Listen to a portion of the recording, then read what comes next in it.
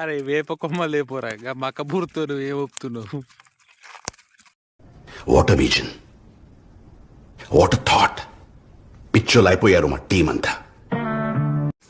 మావాడు ఊపుట్ల పర్ఫెక్ట్ వేసేసాడు, బాగా వేసేసాడు.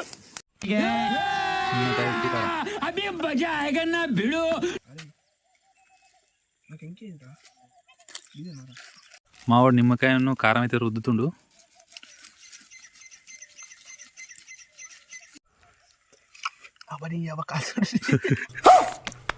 కాలిందా